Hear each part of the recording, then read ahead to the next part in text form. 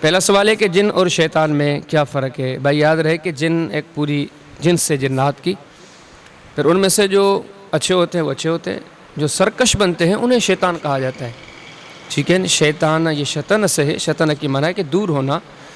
شیطان کو شیطان اس لیے کہتے ہیں کہ وہ نافرمانی کر کے اللہ کی رحمت سے بہت دور نکل جاتا ہے. تو یہ جنات ہی میں سے ہے، جنات میں سے جو سرکش ہوتے ہیں انہیں شیطان کہا جاتا ہے. اگلا سوال ہے کہ جنات کب پیدا ہوئے؟ یہ تو قرآن سے ثابت ہے کہ انسان سے پہلے پیدا ہوئے. سورہ کہف کے اندر یہ مختلف مقامات پر وہ آیات کہ جن میں آدم علیہ السلام کو سجدے کا تذکرہ ہے کہ پھر شیطان نے سجدہ نہیں کیا. تو شیطان کون تھا؟ کان من الجن، جنوں میں سے تھا. تو اس نے سجدہ نہیں کیا یعنی کہ اس وقت موجود تھا. تو جنات یعنی کہ اس وقت موجود تھی. اب اس سے پہلے کب پیدا ہوئے اس بارے میں قرآن و حدیث میں کوئی ایسی صراحت نہیں ہے. اگلا سوال ہے کہ جن کو جن کیوں کہتے ہیں؟ بھائی جن کو جن اس لیے کہتے ہیں کہ نظر نہیں آتا. عربی زبان میں عموماً آپ جا کے جائزہ لیں گے کہ جس بھی لفظ میں جیم اور نون آتا ہے نا، وہ عموماً غائب چیز کی معنی ہی دیتا ہے. ماں کے پیٹ کے بچے کو جنین کہتے ہیں. دیکھیں جیم بھی ہے نون بھی ہے. اب جنین کیوں کہتے ہیں؟ نظر نہیں آتا. دیوانے شخص کو مجنوں کہتے ہیں. دیکھیں جیم بھی ہے نون بھی ہے. مجنوں کیوں کہتے ہیں؟ عقل نظر نہیں آتی. تو جن کو جن اس لیے کہتے ہیں کہ جن نظر نہیں آتا. اگلا سوال ہے کہ کیا جن انسانوں کو دیکھتے ہیں؟ جی ہاں بالکل دیکھتے ہیں.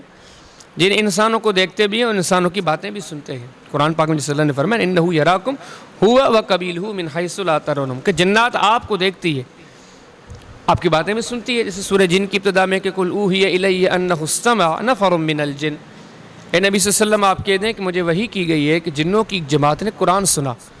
اور بھی اس قسم کی بہت ساری دلیلیں ہیں کہ جن ہماری باتیں سنتے ہیں. جیسے بخاری کے اندر آتا ہے کہ ایک دن نبی کریم صلی اللہ علیہ وسلم نے صحابہ کرام کو سورہ نجم پڑھ کے سنائی. پھر آپ نے سجدہ کیا، صحابہ نے بھی سجدہ کیا. نبی علیہ السلام نے فرمایا کہ تمہیں نظر نہیں آتا. تو حقیقت یہ کہ جنہوں نے بھی سن کے سجدہ کیا. تو جن انسان کو دیکھتے بھی ہیں، جن انسان کی بات بھی سن لیتے ہیں. اگلا سوال ہے کہ کیا جنوں کو اصل صورت میں کوئی دیکھ سکتا ہے؟ نہیں دیکھ سکتا. ہاں انبیاء کی جماعت اس سے مستثنیٰ ہے، وہ دیکھ سکتی ہے. خود نبی کریم صلی اللہ علیہ وسلم آپ نے انہیں دیکھا تھا، جیسا کہ صحیح بخاری میں، مسند احمد میں، بلکہ صحیح مسلم میں اور مسند احمد میں حدیث مبارکہ موجود ہے کہ ایک دن نبی علیہ السلام نے نماز پڑھائی اور نماز کے دوران آپ صلی اللہ علیہ وسلم کی زبان پر یہ کلمات تھے اللعنک بلعنت اللہ، کہ ظالم میں تجھ پر لعنت بھیجتا ہوں. صحابہ نے پوچھا اللہ کے رسول آج آپ نماز میں یہ الفاظ کہہ رہے تھے؟ آپ نے فرمایا ہاں، اس لیے کہ میں نماز پڑھ رہا تھا تو میں نے دیکھا کہ جن ایک شیطان میری طرف ایک انگارہ لے کے بڑھا میرا منہ جلانے کے لیے. تو اس لیے میں نے اس کو پکڑ دیا اور میں نے اس کو بد دعا دی اللعنک بلعنت اللہ. تو صحابہ نے نہیں دیکھا، وہ نماز میں تھے، اکٹھے تھے، پیچھے کھڑے تھے، لیکن انہوں نے نبی علیہ السلام نے دیکھا، لیکن صحابہ کرام نے جن کو شیطان کو نہیں دیکھا. تو انبیاء دیکھ سکتے ہیں، یا انبیاء نے دیکھا ہے، یا نبی علیہ السلام نے دیکھا، لیکن عامی بندہ جنات کو نہیں دیکھ سکتا ان کی اصل صورت میں. باقی ویسی دوسری صورتوں میں وہ دیکھ سکتا ہے.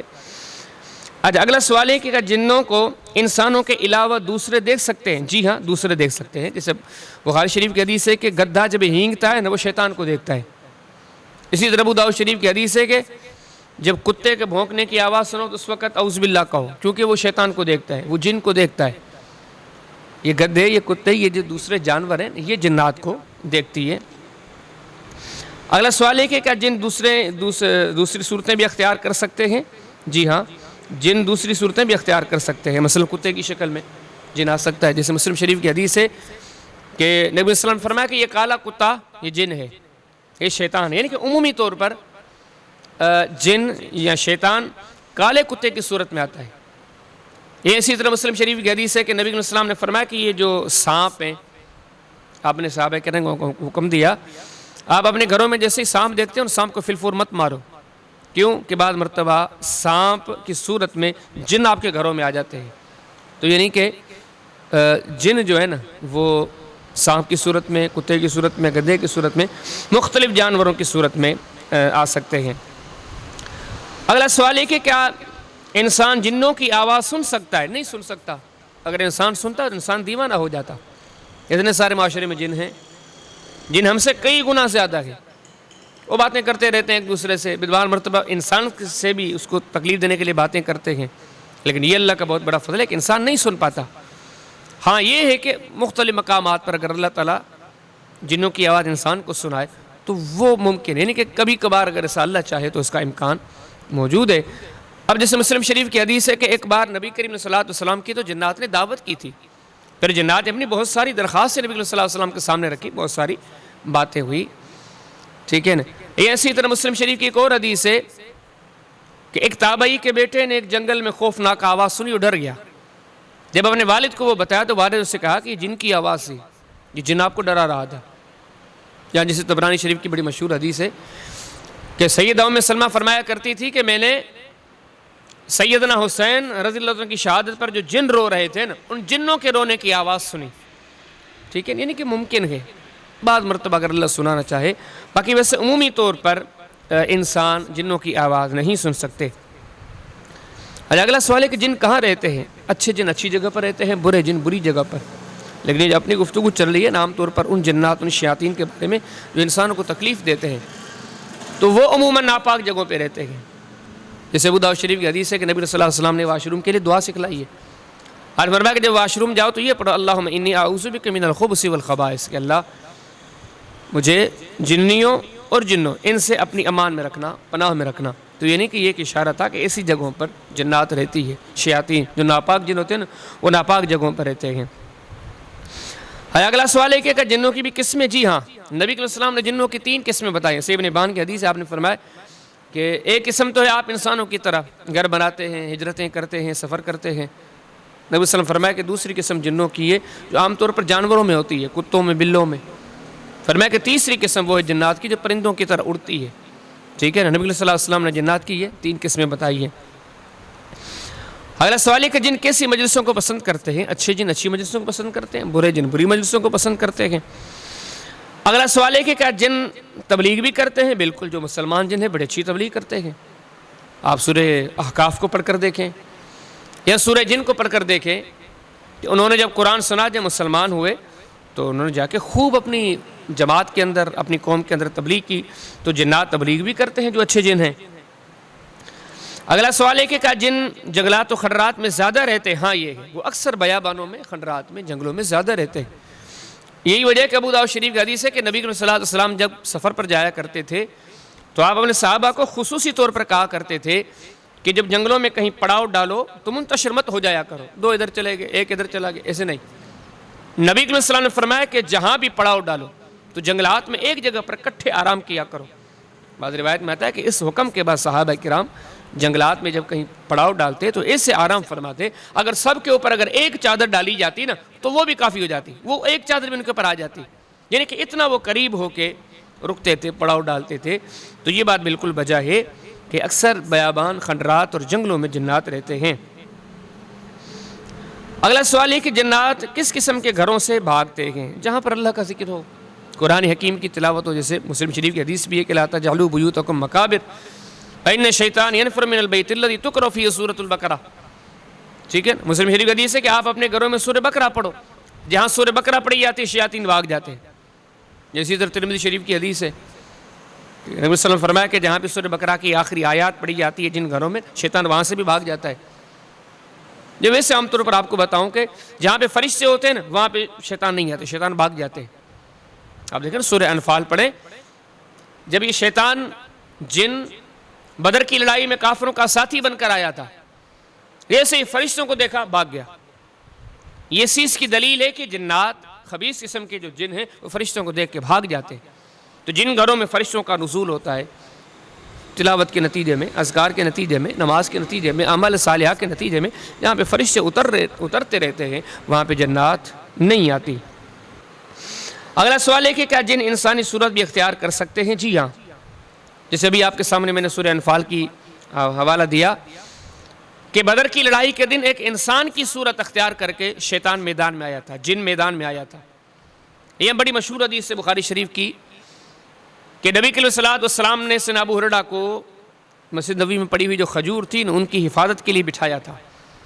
تو حدیث میں آتا ہے کہ سیدنا ابو ہریرہ نے 3 راتوں تک مسلسل ایک چور کو دیکھا، صرف دیکھا ہی نہیں بلکہ پکڑا کہ چور وہ کھجور چرا رہا تھا۔ سیدنا ابو ہریرہ نے تینوں رات اسے پکڑا اور پھر اس کی منت سماجت کے بعد اسے چھوڑ دیا. لیکن بعد میں نبی کریم علیہ السلام نے انہیں بتایا کہ ابو ہریرہ یہ جن تھا، آپ نے یہ جو پکڑا تھا یہ انسان نہیں تھا، انسانی صورت میں آیا تھا، یہ جن تھا. تو انہیں کس چیز کا بھی امکان ہے. بعض مرتبہ جنات انسان کی صورت میں بھی آ سکتے ہیں. اگلا سوال ہے کہ کیا جن مختلف صورتوں میں خوابوں میں بھی آ سکتے ہیں؟ بالکل. بخاری شریف کی حدیث ہے کہ نبی علیہ السلام نے فرمایا کہ میرے علاوہ ہر صورت میں جن شیطان خواب میں آ سکتا ہے. یہ جو ہم عموماً کتے بلے سانپ بچھو دیکھتے ہیں یہ جن نہیں ہوتے ہیں، یہ شیطان ہی ہوتے ہیں جو ہمیں ڈراتے ہیں. ٹھیک ہے. یہ ویسے عام طور پر کچھ لوگوں کو اور مختلف طریقوں سے آتے ہیں. کسی کا عزیز قریب کی فوت ہو جائے تو ان کی صورت میں انہیں آ کے پریشان کرتا ہے کہ میرے ساتھ یہ ہو گیا ہے، میرے ساتھ وہ ہو گیا، یعنی کہ یہ کہہ کے ان کو پریشان کرتا ہے. تو یہ سب کچھ ممکن ہے. جن خوابوں میں مختلف صورتوں میں آتے ہیں، آ سکتے ہیں. کیا جن فرشتوں کو دیکھتے ہیں؟ جی ہاں دیکھتے ہیں. ابھی جو حدیث میں نے آپ کے قرآن حکیم کی ایک آیت سورہ انفال کی کا حوالہ آپ کے سامنے ذکر کیا کہ جیسے ہی شیطان آیا تھا نا بدر کی لڑائی میں کافروں کے ساتھ، اس نے جیسے ہی مسلمانوں کی صفوں میں فرشتے دیکھے بھاگ گیا. یہ چیز کی علامت ہے کہ جن فرشتوں کو دیکھتے ہیں.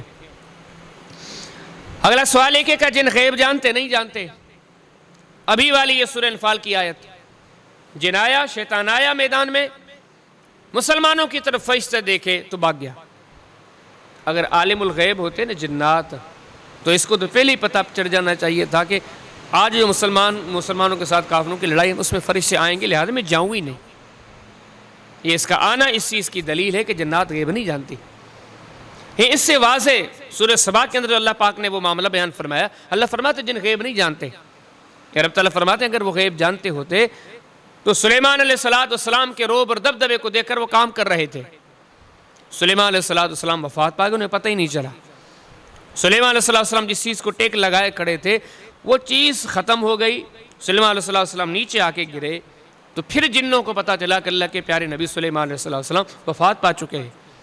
اللہ پاک فرماتے اگر غیب کا علم جنات جانتی ہوتی تو ان کو تو پتہ چل جانا چاہیے تھا کہ سلیمان علیہ السلام کی کچھ دیر کے بعد وفات ہو جائے گی. ان کو پتہ ہی نہیں چلا، بلکہ سلیمان کی وفات ہو گئی اس کے بعد بھی پتہ نہیں چلا. یعنی کہ جنات غیب نہیں جانتی. اگلا سوال ہے کہ کیا جن بھی انسانوں کی طرح شریعت کے پابند ہیں؟ بالکل. سورہ زاریات میں اللہ نے کیا فرمایا؟ وَمَا خَلَقْتُ الْجِنَّ وَالْإِنسَ إِلَّا لِيَعْبُدُونَ. ہم نے جنوں کو، انسانوں کو، سب کو اپنی عبادت کے لیے پیدا کی ہے، اپنی بندگی کے لیے پیدا کی ہے. تو جس طرح انسان شریعت کے پابند ہیں اسی طرح جن بھی شریعت کے پابند ہیں. اگلا سوال ہے کہ کیا جنوں نے رسول اللہ صلی اللہ علیہ وسلم کی دعوت کی تھی؟ جی ہاں. مسلم شریف کی حدیث ہے کہ ایک مرتبہ جنوں نے نبی صلی اللہ علیہ وسلم کی دعوت کی تھی.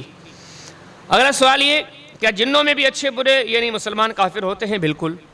سورہ جن میں پڑھے نا، خود جنوں نے کہا تھا وَأَنَّا مِنَّا الْمُسْلِمُونَ وَمِنَّا الْقَاسِطُونَ. ہم میں کچھ مسلمان ہیں، کچھ سرکش نافرمان کافر ہیں. پھر آگے جن مزید کہتے ہیں وَأَمَّا الْقَاسِطُونَ فَكَانُوا لِجَهَنَّمَ حَطَبًا. پھر ہمارے اندر جو سرکش ہیں، ظالم ہیں، کافر ہیں، وہ جہنمی ہیں. ٹھیک ہے.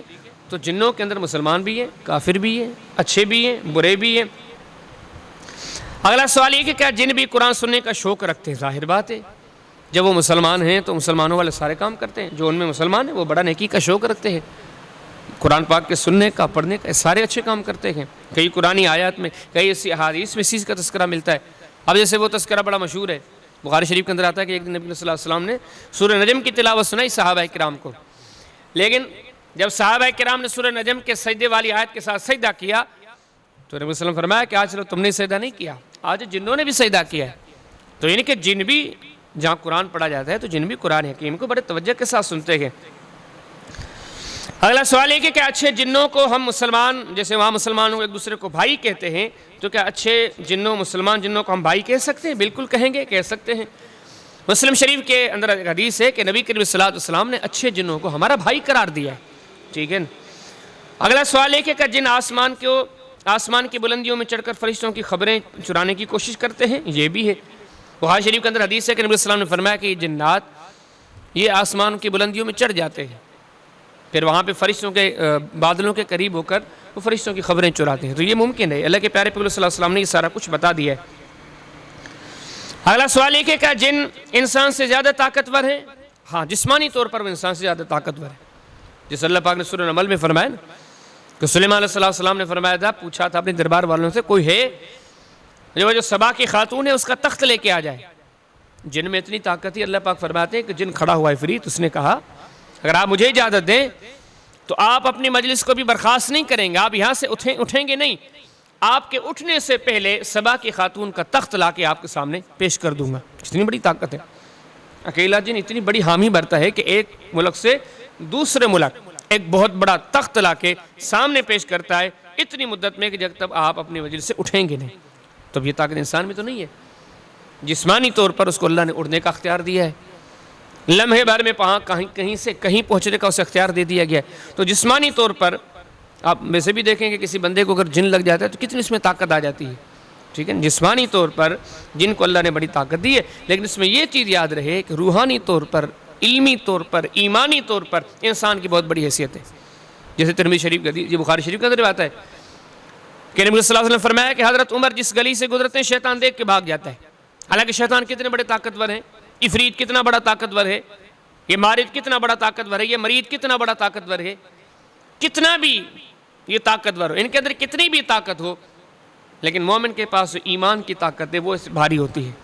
مومن کو آتا ہوا دیکھتے تو بھاگ جاتے ہیں. ٹھیک ہے، اگلا سوال ہے کہ کیا انسانوں کو جنات سے بہتر قرار دیا گیا؟ یہ تو بالکل ہے. بنی اسرائیل سے اللہ پاک نے فرمایا کہ وَلَقَدْ كَرَّمْنَا بَنِي آدَمَ وَحَمَلْنَاهُمْ فِي الْبَرِّ وَالْبَحْرِ. ہم نے انسان کو فضیلت دی ہے، انسان کو عزت دی ہے، انسان کو شرف بخشا ہے جنات پر.